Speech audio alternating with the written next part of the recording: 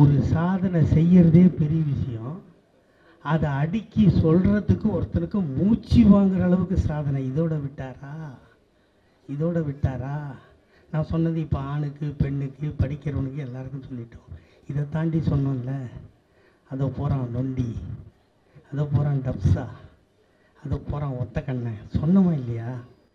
அப்போ அவனை சொல்லும்போது அவனுக்கு வலிக்குதோ இல்லையோ, அவனை பெற்ற பெற்றோருக்கு எப்படி வலித்திருக்கும்? அவர்களுக்கும் வலிக்கவில்லை. எங்கள் தாத்தா கலைஞருக்கு வலித்தது. அவனை எல்லாம் அழைத்து சொன்னார், நீ நொண்டி இல்லை, நீ டப்ஸா இல்லை, நீ ஒன்றை கண்ணை இல்லை, ஒரு திறமை போனால் உன்னிடம் இன்னொரு திறமை இருக்கிறது. ஆகவே இன்று முதல் நீ மாற்றுத்திறனாளி என்று பெயர் வைத்து அவனுக்கும் நலவாரியம் தந்தார். அப்புறம் சொன்னோம், அதை போகிறான் பாரு 9, சொன்னமா இல்லையா? அதை போகிறான் பாரு பொட்டை, சொன்னமா இல்லையா? ஏற்கனவே பெற்றவர்கள் அடித்து துரத்தி விட்டார்கள் அவனை. அவன் நடுவீதியில் நிற்கிறான். அவனை பார்த்து நாமும் காரி துப்புகிறோம். ஆனால் யாருக்கும் வலிக்கவில்லை. எங்கள் தாத்தா டாக்டர் கலைஞருக்கு வலித்தது. நீ பட்டை இல்லை, நீ 9 இல்லை, உனக்கும் ஒரு அழகான பெயர் வைக்கிறேன். இன்று முதல் உங்களை திருநங்கைகள் என்று பெயர் வைத்து அவர்களுக்கும் நலவாரியம் தந்தார். ரயில்வே ஸ்டேஷனுக்கு போனால் ஸ்டேஷனில் ஒருத்தன் ஒயிட் பேண்ட்டு ஒயிட் ஷர்ட்டு கருப்பு ஷூ போட்டு கொடி ஆட்டுவான்ல, ஸ்டேஷன் மாஸ்டர். அவெல்லாம் யார்? அவ்வா. அதே தண்டவாளத்தில் அதே பிளாட்பாரத்துக்கு கீழே காக்கி அரக்கால் டவுஜரு, அவாய் செப்பல், பின்னாடி பச்சை சிவப்பு கொடி, ஒரு சம்மட்டி எடுத்துன்னு பிளக்கட்டை தட்டிட்டு போவான்ல, பார்த்துருப்பீங்கல்ல தண்டவாளத்தில். அவன்லாம் நம்மவா. இது எழுதப்படாத சட்டம். ஸ்டேஷன் மாஸ்டர் அவன்தான். நீ தண்டவாளம் தட்டுறது நீ தான். எங்கள் தாத்தா கலைஞர் சொன்னார், நீ தண்டவாளம் தட்ட பிறக்கலடா, நீ ஆட்டினா கொடி ஆடும், ரயிலும் ஓடும் என்று சொல்லி இந்த நாட்டில் தாழ்த்தப்பட்டவனையும் பிற்படுத்தப்பட்டவனையும் ஸ்டேஷன் மாஸ்டராக்கி அழகு பார்த்த ஒரே தலைவர் முத்தமிழறிஞர் டாக்டர் கலைஞர். கோர்ட்டுக்கு போனால் கருப்பு கவுன் போட்டு கட்டை சுற்றி வச்சு ஆர்டர்னு தட்டுவார் இல்லை ஜட்ஜு, அவங்கெல்லாம் அவ்வா. அதே கோர்ட்டில் சிவப்பு தொப்பி போட்டு ஒருத்தர் இருப்பான்ல, சைலன்ஸ். 2:30 மணிக்கு கண்ணு மூச்சான்னா கூட சைலன்ஸ். அவனுக்கு அதை பற்றி ஒன்றுமே தெரியாது, அவனுக்கு அது பழகி போச்சு. ஆனால் அவனெல்லாம் கூப்பிட்டு தாத்தா கலைஞர் சொன்னார், நீ சிவப்பு தொப்பி போட்டு சைலன்ஸ்னு கத்த பிறக்கடா, நீ அடித்தா கட்ட சுத்தியும் அடிக்கும், சட்டமும் பேசும் என்று சொல்லி இந்த நாட்டில் தாழ்த்தப்பட்டவனையும் பிற்படுத்தப்பட்டவனையும் நீதிபதியாக்கி அழகு பார்த்த ஒரே தலைவர் ஐயா கலைஞர். கோயிலுக்கு போனால் பெரிய கயிறு கட்டி வச்சுருப்பான் மணி, அதை ஆட்டுறதெல்லாம் நம்ம ஆள். அதே உள்ள வெள்ளி மணி வெள்ளி தட்டு வச்சு ஆட்டுவா, அவள் பேர் குஞ்சி மணி. மையா மணி பல கோயிலில் போய் கேட்டுப்பார், அவள் ஆட்டுவா. அதை அவள் தான் ஆட்டணும், நம்ம இதை தான் ஆட்டணும். தலைவர் கலைஞர் சொன்னார், நீ பெரிய மணி ஆட்ட பிறக்கலடா, நீ ஆட்டினா சின்ன மணியும் ஆடும், ஆண்டவனும் பேசுவான் என்று சொல்லி இந்த நாட்டில் அனைத்து ஜாதிக்காரனையும் அர்ச்சகராக்கிய தலைவர் கலைஞர். அதை தாண்டி 1லேருந்து 5வது படிக்கிறதுல குழந்தை, எவ்வளோ அறிவு பாருங்க. அவர் காமராஜர் பள்ளிக்கூடம் கொண்டு வந்தார், எல்லாரும் கொண்டு வந்தான்.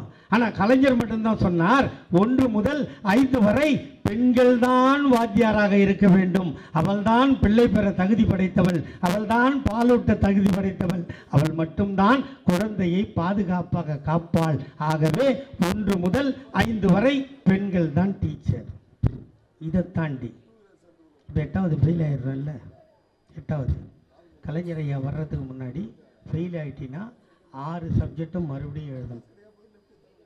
காலேஜுக்கு போய் ஒரு சப்ஜெக்டில் ஃபெயில் ஆகிட்டினா எல்லா சப்ஜெக்டையும் எழுதணும். இதுதான் சட்டம். அப்போ இதுதான் சட்டம். எந்த சப்ஜெக்டில் விட்டியோ அதை மட்டும் எழுதுறது கலைஞர் ஐயா வர்றதுக்கு முன்னாடி இல்லை. கலைஞர் ஐயா வந்து தான் சொன்னார், இது என்னடா ஃபெயில் ஆகிட்டு எல்லா பசங்களும் வீட்டுக்கு போயிடுத, எதில் ஃபெயில் ஆனியோ அந்த ஒரு சப்ஜெக்ட் மட்டும் எழுதி நீ பாஸ் ஆனா நீ அரசுக்கு வேலைக்கு போகலான்னு சட்டத்தை போட்டவர் தாத்தா கலைஞர்.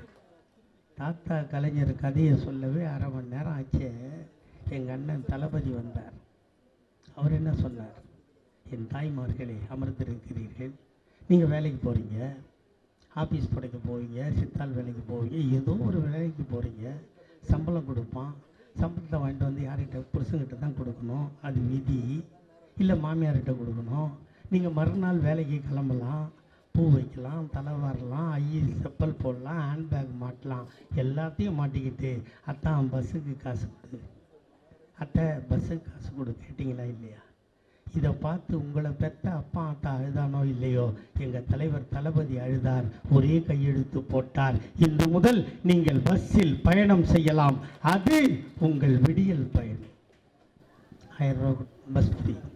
வீட்டில் இருக்க பொம்பளைலாம் கேட்டா, நான் கொஞ்சம் கலராக இருக்கிறேன், என் வீட்டுக்காரன் கொஞ்சம் சந்தேக பிராணி, வேலைக்கு போகிறவங்களுக்கு பஸ்ஸு கொடுத்துட்டேன், ஏன் கதின்னா அவர் சொன்னார், உனக்கும் உன் மகன் ஸ்டாலின் இருக்கிறேன், ரேஷன் அட்டை வைத்திருந்தால் உனக்கும் மாதம் 1000 தருகிறேன், அது உங்கள் உரிமை தொகை. இப்போ அது கொஞ்சம் பிரச்சனையாக இருக்குது, பாதி பேருக்கு இல்லைன்னு. வெக்கத்தை விட்டு சொல்லவா? நமக்கு தான் இந்த கேமரா, வெக்கத்தை விட்டு சொல்லவா? என் பொண்டாட்டிக்கு 1000 ரூபா இல்லை.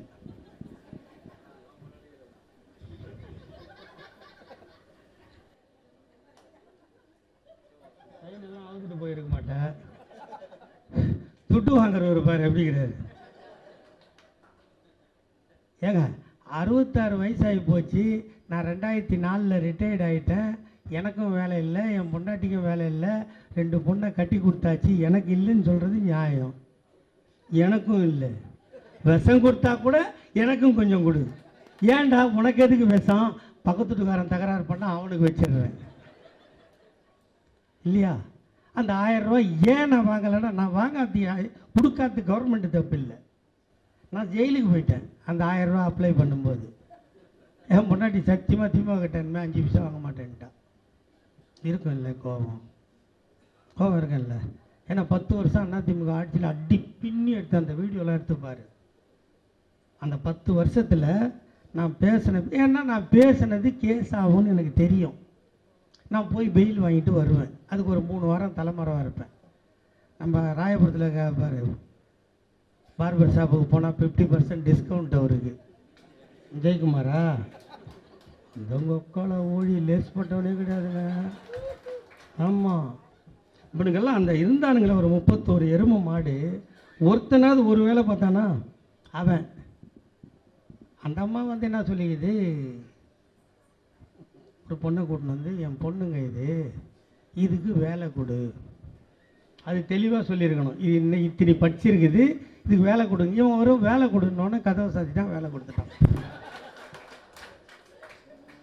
மாதம் ஆயிடுச்சு, மாதமாகி புள்ள பிறந்து பர்த் சர்டிஃபிகேட் வாங்கிடுச்சு. அந்த அம்மா கேட்குது ஃபோனில், அவங்க அம்மா, நான்ப்பா இது நியாயம், தனியாக அந்த பொண்ணை இப்படி பண்ணிட்டு. இவன், சத்தம் போடாத, நீ தனியாவா?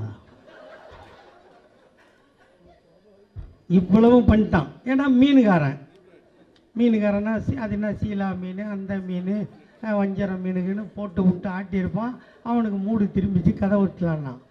ஆனால் அவனை போய் நம்ம போலீஸ் பிடிக்கிறதுக்கு போகுது. நம்ம போலீஸு அவன் பையன்ல சிந்துக்கு சித்தி, அவன் எம்பி ஆகிட்டாங்க. எம்பி பதவி போயிடுச்சு இல்லை, அவன் என்ன வேலை பண்ணிக்கிறான் இப்போ? தம்பியை தூக்கி கொஞ்சிக்கிறான். சித்தி பிள்ளை பிடிக்க போனால் அவங்க பையன் சொல்கிறான், எங்கள் அப்பாவுக்கு சுகர் இருக்குது, பிபி இருக்குது, இந்த இருக்குது, 11 மாத்திரை சொல்கிறாரு. அடங்கொக்கால ஓய், அப்போ ஏன்டா அவ்வளோ மாசமாகணும் அவன்? அது மட்டும் முடியுமா? பண்ணான்ல. அதை ஒருத்தங்கிறான் பாரு, அந்த மதுரையில் செல்லூர் ராஜா, ஒரிஜினல் கிளிஜோசியக்காரன் பிள்ளைன்னா அவன் தான். 6 கோடு போட்டுப்பான் அவன் கையில். அந்த கிளி கூடையை மட்டும் கூட அதே ரோலுக்கு அழகாக பிறந்தவன் மாதிரியே இருப்பான். அவன் என்ன பண்ணான் தெரியுமா? ஏன்னா நம்மளை பார்த்து இப்போ காரி துப்புறானுங்க. அவ்வளோ பியூராக ஒரிஜினலாக கட்சிக்காரனுக்கு. இங்கே எத்தனை பேர் நெஞ்சில் கை வச்சு சொல்லுங்கடா, எல்லாம் கஷ்டப்படுறீங்களா இல்லையா? ஒருத்தன் கூட நல்லா இல்லை, ஒத்துக்கிறீங்களா இல்லையா? இந்த ஆட்சியில் உங்களால் எதுவும் சாதிக்க முடியல. போலீஸ் ஸ்டேஷனில் போனால் போலீஸ் பயப்பட மாட்டேன்றான். நீங்களாம் ஏன் இங்கே வரீங்க? என்ன கேட்டாங்க ஒருத்தன், இன்ஸ்பெக்டர் கேட்குறான், நீங்களாம் ஏன் வரீங்க? உங்கள் முதலமைச்சர் தானே வரக்கூடாதுன்னு சொல்லியிருக்காரு. கேட்குறான். ஹெல்மெட் இல்லாத போய் காலையில் ஸ்கூலுக்கு போய் ஒரு பொண்ணு விட போய் மாட்டிக்கிச்சு. ஏங்க, உங்கள் முதலமைச்சர் தாங்க சட்டம் ஒழுங்கை பாதுகாப்பாக சொல்லியிருக்காரு, நான் ஃபைன் போட்டேன் போங்கன்றான். அப்போ இந்த ஆட்சி எவ்வளோ சுத்தமாக இருக்குது. எங்களால் போலீஸ் ஸ்டேஷனுக்கு போக முடியல, போலீஸ்கிட்ட பேச முடியல. ஆனால் பார்த்தா நாங்கள் ஊழலாச்சு திமுககாரன் எகிரி குதிக்கிறோம். அவன் என்ன பண்ண தெரியுமா? அந்த செல்லூர் ராஜு வைகை அன்னைக்கு போயிருக்கீங்களா? யாருன்னா சபரிமலைக்கு போகிறவங்களாம் அங்கே போவான். போயிருக்கீங்களா இல்லையா? போயிருக்கீங்க. எப்படி காற்றடிக்கும்? அந்த தண்ணிலாம் ஆவியாக போயிடுதான். வைகை அணையில் இருக்கிற ஆவி தர்மாக்கோல் இல்லை. நம்ம வீட்டில் ட்ரம்மில் தண்ணி பிடிப்போமாம்மா, ட்ரம்மில் தண்ணி பிடிப்போம்ல, அது மேலே ஒரு தகரம் போடுவோமா இல்லையா? போடுவோம். அது மேலே என்ன பண்ணுவோம்? கரெக்டாக சொல்லு. அது மேலே கல். ஏன்? அந்த தகரம் பறந்து போயிடும். எங்கே? டி நகரில் பீச் எத்தனை கிலோமீட்டரில் இருக்குது? அங்கே இருக்கிற பீச்சிலே காற்றடிச்சா இங்கே தகரம் போயிடும்னு நீ கல் வைக்கிற. அந்த மொக்கால ஓடிக்கு இந்த பொது அறிவு கூட இல்லாமல் தக்கையை எடுத்துகிட்டு போய் வைகை அணையில் மூடுறானோ. இவன் மூடிட்டு இப்படி திரும்பினா அந்த தக்கை இவன் சூத்தில் அடிக்குது. இதுக்கு எவ்வளோ தெரியுமா செலவுமா? எவ்வளோ செலவு தெரியுமா? 38 லட்சம். யார் அம்மா வீட்டு காசுரா? அம்மா வச்சுட்டு போன காசா? நம்ம வரி கட்டுற பணம். இன்னொருத்தன் மணிகண்டன் ஒரு மந்திரி இருந்தான். ஒரே பொண்ணை 4 வாட்டி கருக்கலை வச்சவன். மந்திரி வேலை பாருன்னு அவனுங்க பார்த்த வேலைகளை பார்த்தீங்களா? சட்டசபையில் வந்து சட்டம் ஒழுங்கு கெட்டு போச்சு. அண்ணா பல்கலை 200 பொண்ணை எடுத்து போய் மேட்ரு முடித்து வீடியோ எடுத்து வச்சுக்கின்னு கூப்பிடும் போதெல்லாம் வரணும்னு நீங்கள் பொள்ளாச்சியில் பண்ண வேலை தெரியாதுரா எங்களுக்கு. 200 பேர். பொள்ளாச்சின்னா என்ன சொல்லுவோம்? இளநீர் நார். இதான் பொள்ளாச்சி. போன வாரம் போயிருந்தோம் பொள்ளாச்சிக்கு. பொள்ளாச்சின்னா சென்னையிலலாம் மேட்ரு ஊருன்னு சொல்கிறாங்கன்னு சொல்லிட்டு வந்துட்டேன். அந்த ஜனம் பூரா ரூமுக்கு வந்தான். போயா அந்த பொள்ளாச்சி ஜெயராமனை பிடிச்சி உள்ளே வையா, இல்லை நீங்கள் கட்டி வச்சு அடிங்கடா, அவன் ஆளுக்கு தான் இதுக்கெல்லாம் காரணம், எல்லாம் மந்திரியோட இருந்தான். எவனோ அண்ணா பல்கலைக்கழகத்தை போனான்னா ஒரு ஃபங்க்ஷன் நடக்குது, இல்லாத ஒருத்தன் வருவான், ஒரு பைய எடுத்து கொடுப்போமா கொடுக்க மாட்டோமா, தெத்தி விட்டா விட்டுருவோம். அவன் ஒரு ஃபோட்டோ எடுத்து வச்சுருக்கானா திமுக காரர்கள். திமுக காரனுக்கு சுட்டு போட்டாலும் பொய் சொல்ல தெரியாது, திருட தெரியாதுடா. தாங்கிட்ட இந்த 10 ரூபா இருந்தால் 2 ரூபா பணத்தை செலவு பண்ணி தாண்டா பழக்கம். அதாண்டா திமுக, அதாண்டா வளர்ந்தது இந்த திமுக. 25வது வருஷம் கட்சி ஆரம்பித்த 25வது வருஷம் நம்ம தான் ஆட்சி இல்லையா? 50வது வருஷம் நம்ம ஆட்சி, 75வது வருஷம் நம்ம ஆட்சி. இப்போ நம்மளை எதிர்க்கிறான்ல அவெல்லாம் என்ன லட்சத்தில் இருக்கிறான் நினச்சி பாரு. ஒரு காலத்தில் ஜெயலலிதா சொல்லிச்சு, எனக்கு கண்ணு கெட்டிய தூரம் பெற எதிரிகளே தெரியவில்லை. அப்போ உனக்கு கண்ணு ரிப்பேருன்னு அர்த்தம். சொல்லிச்சா இல்லையா? திமுகவை வேரோடு வேரடி மண்ணோடும் சாய்ப்பேன். இதையும் தாண்டி எங்கள் தாத்தா பேரை சொல்லி கருணாநிதியின் விழா இலம்பை முறிப்பேன். அப்போ 83வது வயசு தாத்தாவுக்கு. திடீர்னு ஒரு பொருளையை கிளப்பி விட்டானுங்க, செத்து போயிட்டாருங்க. அப்போ தான் நான் சொன்னேன், உண்மையிலே எங்கள் ஆத்தா ஒருத்தனுக்கு முந்தானி போட்டு என்ன பெற்றான். நான் சொல்கிறது எல்லாம் சத்தியமாக நடக்குது. நான் இப்போ சொன்னேன், எல்லாருக்கும் சமாதி கட்டார் தாத்தா கலைஞர். ஒரு பெரிய சமாதி பாக்கி இருக்குது, அதை கட்டிட்டு தாண்டா எங்கள் தாத்தா கலைஞர் சாவாருன்னு. கரெக்டாக செத்தாரா இல்லையா? அந்த சமாதி கட்டாத ஒரு போனாரா பத்தியா? போகல. ஆக நம்மளை ஏடிஎம்கே இப்போ என்ன நிலைமையில் இருக்குது? இவன் இருக்கான்ல அந்த விழுப்புரத்தில் ஒருத்தக்கிறான், விழுப்புரமா திண்டிவனமா, சிவி சண்முகம்.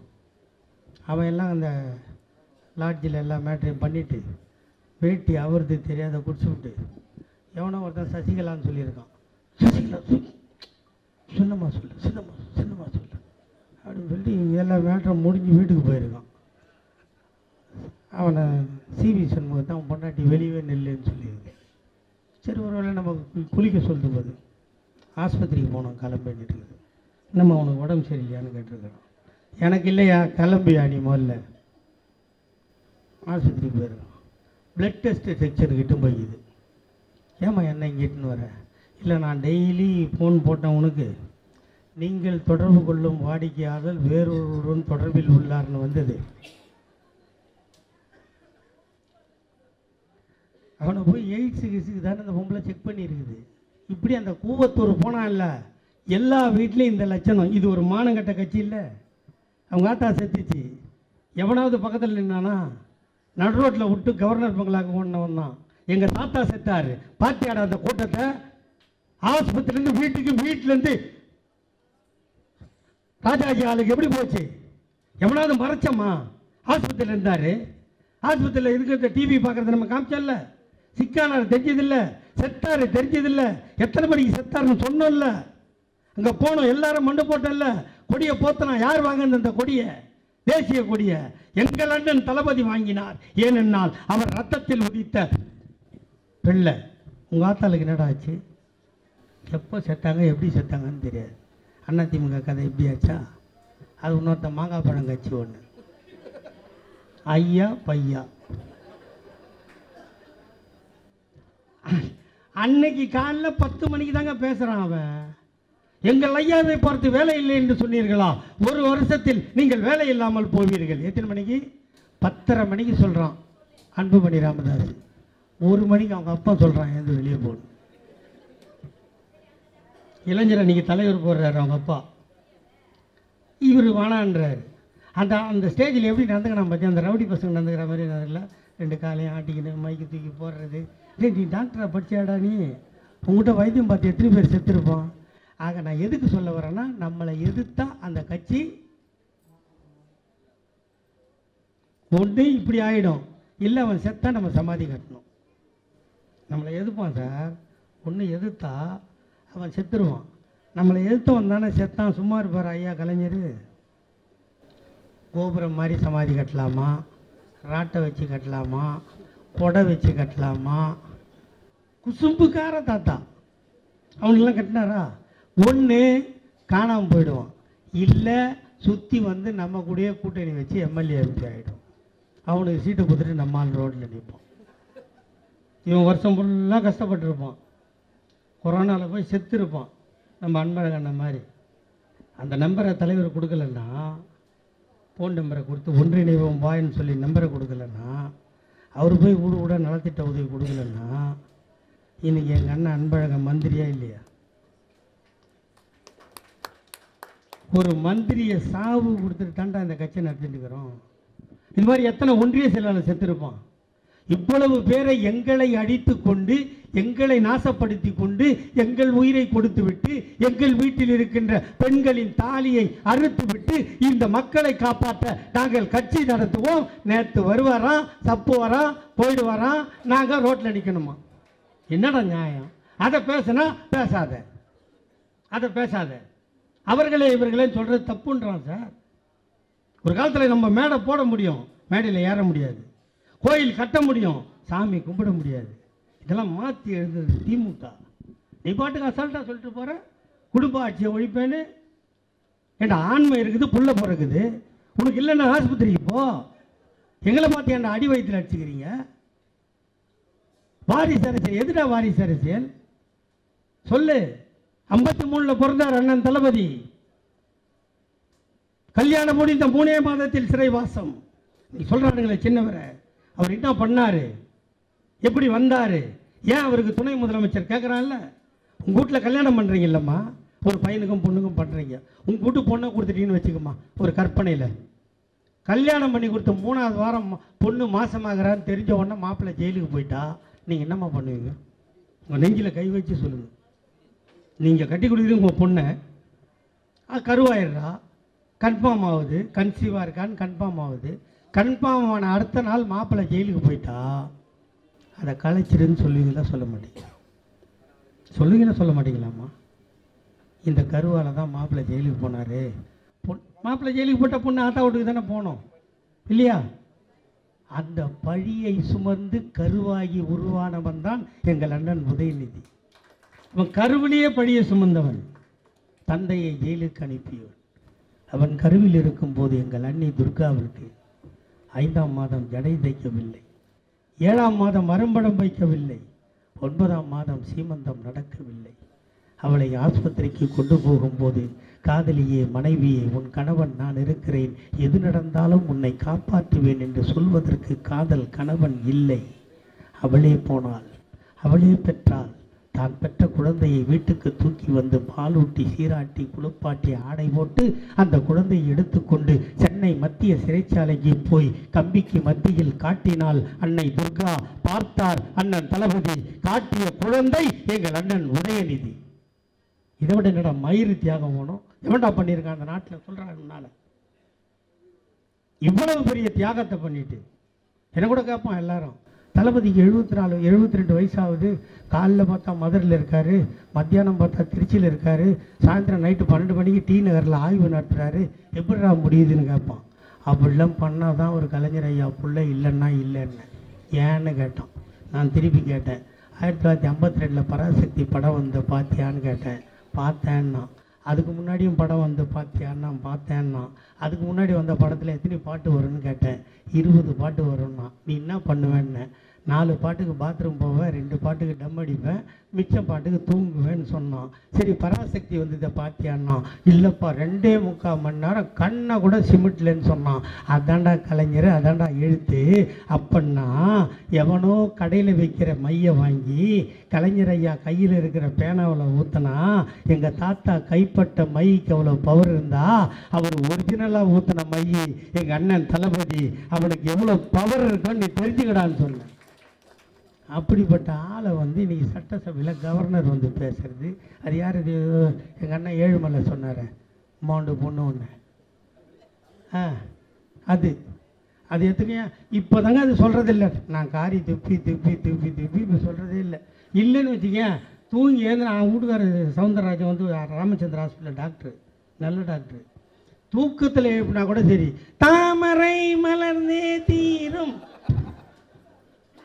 அவன் பயப்படுவானா? பயப்பட மாட்டான். நான் ராத்திரியில் புரிச்சேன் இப்படி சொல்கிறதுக்கா நீ கட்சி? அண்ணனுக்கு பயம். அண்ணன் ஸ்டாலின் அவர்களுக்கு பிஜேபியை பார்த்து பயம். இந்த நாட்டில் உங்களுக்கு ஒரு கதை தெரியுமா? 150 நாடுகளை ஒன்றாக சேர்த்து அணிசேரா நாடு என்று அழைத்து பாகிஸ்தானோடு போர் புரிந்து ஒரு நாட்டை உருவாக்கி வெற்றி கண்ட வீர மங்கை, சீனாவோடு போர் புரிந்து வெற்றி கண்ட தியாக மங்கை இந்திரா தான் இந்தியா, இந்தியா தான் இந்திரா என்று சொன்ன அந்த அன்னை இந்திராவை எமர்ஜென்சி கொண்டு வந்ததற்காக சென்னை மெரினா கடற்கரையில் அழைத்து வந்து மன்னிப்பு கேட்க வைத்த தலைவன் இந்தியாவில் ஒருவன் வாழ்ந்தான் என்றால் அது எங்கள் தாத்தா டாக்டர் கலைஞர். அப்படிப்பட்ட கட்சி இந்த கட்சி. அதனால் இதை இப்போ நான் கேட்டேன் வந்த உடனே, இது டப்பாவில் குழா வச்சுக்கிதான்னு கேட்டேன். இல்லை மேலே மொண்டு தான் எடுக்கணுமான்னு கேட்டேன். பாரு, மேலே ஊற்றலாம், கீழே பிடிக்கலாம் குழா. இது புடவையா வேட்டி சட்டையான்னு தெரியல. ஆனால் நான் இது 3வது ஃபங்க்ஷனுக்கு வரேன். எனக்கு ஒரே ஒரு குண்டு மணி கூட கொடுத்ததில்லை. காக்காயாக கத்துறேன். போனால் இது மாதிரி என்ன ஒன்று கொடுத்தா இது மாதிரி கொடுத்தாங்கம்மான்னு சொன்னால் ஒரு அனுப்பு சேர்த்து அனுப்பா இல்லை என்ன? வேறு என்ன பண்ண முடியும் நம்மளால் இந்த வயசில்? அதுக்கு வழி இல்லாத நீ பேசு, சாவர வரைக்கும் பேசு. இது மாதிரி என்ன கொடுத்து பொண்டாட்டிக்கிட்டே சொல்லி நீ தூங்கிடாத. அது கட்சிக்காரனோட எண்ணம், சரிதா? அதனால் இந்த கட்சி இந்த சட்டையோ இந்த பேண்ட்டோ இந்த குழாவோ முக்கியம் இல்லை. நம்மளோட மானம் முக்கியம். மானம் போச்சுன்னா வாழக்கூடாது. அதுதான் தமிழனோட பண்பாடு. இப்போ இன்னொன்று கிளம்பியிருக்கானுங்க. இந்த பொங்கலுக்கு 1000 ரூபா கொடுக்கல. 12 மாதத்துக்கு ஒரு பொங்கல் தான் வருது, வருஷத்துக்கு ஒன்று. இந்த 12 மாதமும் 1000 கொடுக்குறது பெருசு இல்லையா? 12,000 பெருசு இல்லையா? என்னப்பா அது? அதை நிறுத்திட்டாங்கப்பா, கொஞ்சம் சொல்லுப்பா. அந்த தாடி வச்ச ஒக்கால ஓடி பணத்தை கொடுத்தா நாங்கள் 1000 என்ன 2000 கொடுக்க மாட்டோம். ரயில் ஓடுறதுக்கு துட்டு கொடுக்க மாட்டேன்றான், ரோடு போட துட்டு கொடுக்க மாட்டேன்றான், எதுக்கும் கொடுக்க மாட்டேன்றான். ஆனால் இன்னும் வித்தையோ அது என்னது, அதை ஏதோ ஒரு ஜீ பூம்பான்னுவாங்களே, அது மாதிரி ஒரு காலி டப்பாவை கையில் வச்சுன்னு ஜீ பூம்பா ஜங்குன்றாரு. பணம் வருது, உங்களுக்கு அள்ளி கொடுத்துனுக்கிறாரு. எவ்வளோ திட்டம், எவ்வளோ ரோடு போடுறோம். கிண்டியில் கட்டியிருக்குமே ஆஸ்பத்திரி. 2005 அடிக்கட்டு நாட்டினான் மதுரையில் எய்ம்ஸ் ஹாஸ்பிட்டலு. 5லேருந்து நீங்கள் என்னாச்சு 10 வருஷம் ஆயிடுச்சா? இன்ன வரைக்கும் ஆஸ்பத்திரி இல்லை. நம்ம ஆட்சிக்கு வந்து 3 வருஷம் முடிஞ்சு 4வது வருஷம். கிண்டியில் ஆஸ்பத்திரி வந்துடுச்சா? மதுரையில் நூலகம் வந்துடுச்சா? மதுரையில் ஜல்லிக்கட்டுக்கு அரங்கம் வந்துடுச்சா? எங்கே பார்த்தாலும் வேலை. 10ஆம் வருஷத்தில் இருக்காங்க பாரு நம்ம பகுதி செயலாளர் ஏழுமலை மாதிரி ஆள்லாம். எந்த சத்தில் போனால் எதாவது நோண்டி இருக்கும், அங்கேயும் வேலை. இதுக்கெல்லாம் யார் அப்போ வீட்டிலேருந்து பணம் வர்றது? அரசாங்க பணம். அரசாங்கத்துக்கு ஏது பணம்? அப்போ வரி ஏற்றணும் இல்லையா? அதுக்கு யார் காரணம்?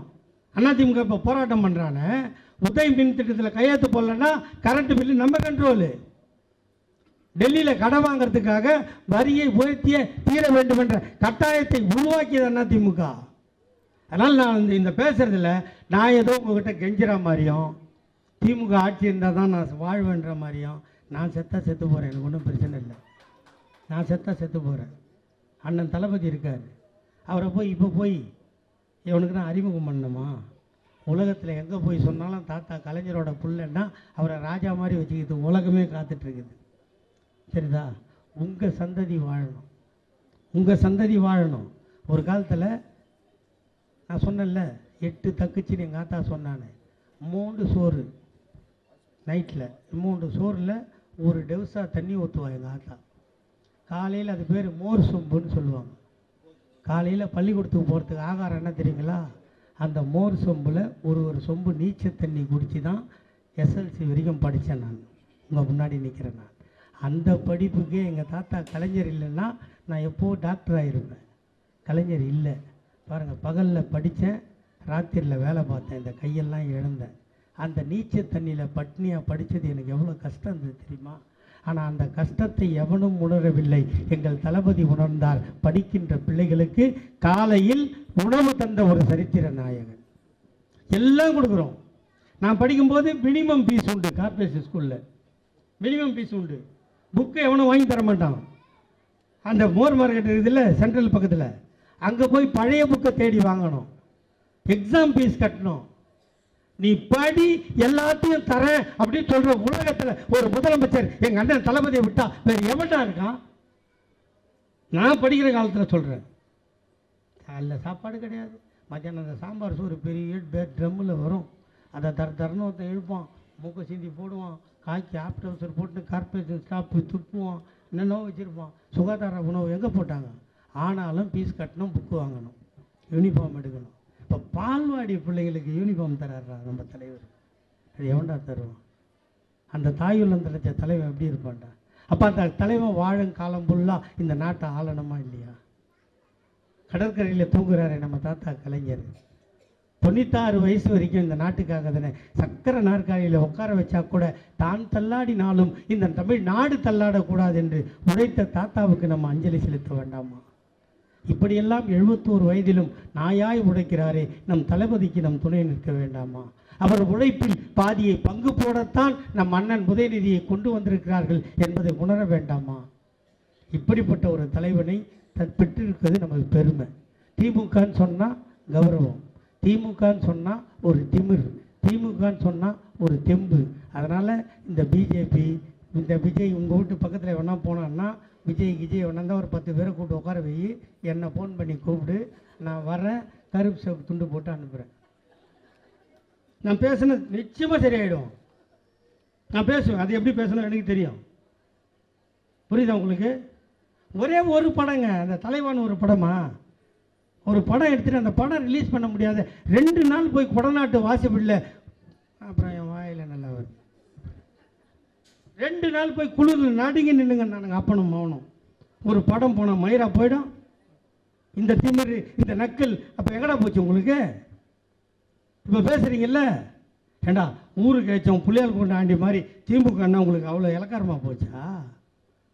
நாங்கள் ரவுடித்தனம் பண்ணாதுங்கிறதுனால அடக்கமாக ஆட்சி நடத்துறதுனால மக்களுக்கான ஆட்சி. அதுவும் எப்படி சொல்கிறாரு பாருங்க எங்கள் தலைவர். ஓட்டு போட்டவனுக்கும் ஆட்சி, ஓட்டு போடாதவனுக்கும் ஆட்சி. கத்தி கத்தி சாவரணை எனக்கான ஆட்சி இல்லையே. ஒரே ஒரு வீடுங்க, இந்த இவர்கிட்ட கூட சொல்லியாச்சு மாவட்ட செயலர், ஒரு வீடு நான் கேட்கல. முதலமைச்சர் சொல்லி ஒரு வீடு கொடு, வீடு இல்லாத இருக்கான், வீடு இடிஞ்சு போனதெல்லாம் வீடியோ பார்த்துருப்பீங்க. என் வீட்டில் ஒரு லட்சத்தை அவர் சொல்லி அனுப்புகிறாரு. எல்லாத்தையும் வாங்கி வச்சுக்கணும். அவன் சொல்கிறான், திமிரு உங்கள் பேரில் கரண்ட் பில்லுக்குது, உனக்கு வீடு கொடுக்க முடியாது, எனக்கு லெட்டர் அனுப்பு. ஒரு முதலமைச்சர் சொல்லிமா? அப்போ இந்த ஆட்சி திமுக ஹெல்ப் பண்ணுதா? இல்லை இது ஜெயலலிதா இருக்கும்போது சொன்னால் நடந்துருமா? அவன் இருப்பான் அந்த சீட்டில். ஆனால் எதை இழந்தாலும், நமக்கு என்ன கிடைக்காமல் போனாலும், நம் சந்ததி வாழ வேண்டுமென்றால் திமுக என்ற இயக்கம் வாழ்ந்தே தீர வேண்டும். அந்த உறுதி உங்கள் மனதில் இருக்க வேண்டும். இல்லை என்றால் நம் சந்ததிகள் நாதியற்று போவார்கள். எதுவும் கிடைக்காது. இப்போ கிடைக்கிறதெல்லாம் சும்மான்றான். ஆனால் மகாராஷ்டிராவில் 2100 ரூபா கொடுத்து தான் ஆட்சியை பிடிச்சான். கர்நாடகாவில் இப்போ பணம் கொடுக்குறான், டெல்லியில் பணம் கொடுக்க போகிறான். இப்போ நம்ம சொன்னதை அவன் உணர்றான். அதனால் திமுக இப்போ இந்தியாவுக்கே வழிகாட்டியாக இருக்குது. இந்த கட்சியை காப்பாற்றுறது உங்கள் கையில் இருக்குது. தலைவர் என்ன சொல்லியிருக்காரு? 234க்கு 200, 200க்கு 234க்கு 220, ஒரு 14. அதுவும் நம்ம கூட்டணி கட்சியாக தான் இருக்கணும். 220 சீட்டை ஜெயிச்சு அவர் கையில் கொடுத்தோம்னா, 5 காசு இல்லாமல் இவ்வளோ ஆட்டம் போடுறோமே, 5 காசு இல்லாத இவ்வளோ சலுகை செய்கிறோமே, நமக்கான பணத்தை கொடுக்கின்ற ஆட்சி ஒருவேளை நாளை மத்தியிலே வந்து விட்டால், எப்படி மன்மோகன் சிங் இருக்கின்ற போது எல்லாம் நமக்கு கிடைத்ததோ அதுபோன்ற ஆட்சி வந்துவிட்டால் உங்கள் சந்ததி அல்ல, அடுத்து வரும் சந்ததியும் வாழும். அதற்கு தளபதி வழி செய்வார். நாமும் சேர்ந்தே வாழ்வோம், சேர்ந்தே உழைப்போம். வாய்ப்புக்கு நன்றி. வெல்க தமிழ். வணக்கம்.